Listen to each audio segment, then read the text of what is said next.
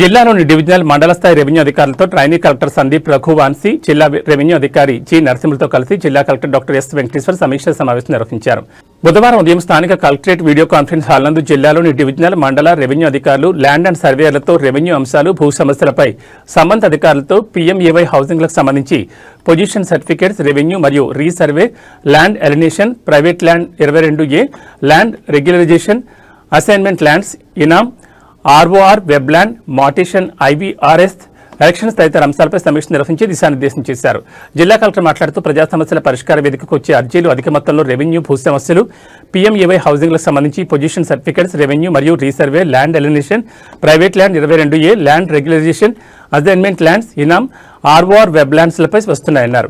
అర్జీలను నిర్ణయించిన కాలం లోపల డివిజన్ స్థాయిలో పరిష్కారమయ్యే సమస్యలను డివిజనల్ అధికారులు, మండల స్థాయిలో తహసీల్దార్లు పరిష్కారం చూపాలన్నారు.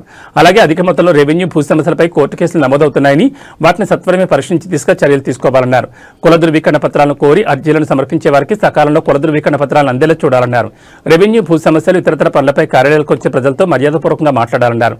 వారి సమస్యలను సావధానంగా వింటూ సమస్యలను గడువులోగా పరిష్కారం చేస్తామనే భరోసా కల్పించాలన్నారు. అప్పుడే వారికి మనపై, ప్రభుత్వంపై నమ్మకం కలుగుతుందన్నారు. డివిజనల్ మండల స్థాయిలో సంబంధిత అధికారులపై ఫిర్యాదులు వస్తే చర్యలు తప్పవని, అలాగే తహసీల్దార్లు, సర్వేయర్లు విధుల పట్ల నిర్లక్ష్యం వహిస్తే వారిపై క్రమశిక్షణ చర్యలు తీసుకుంటామని హెచ్చరించారు.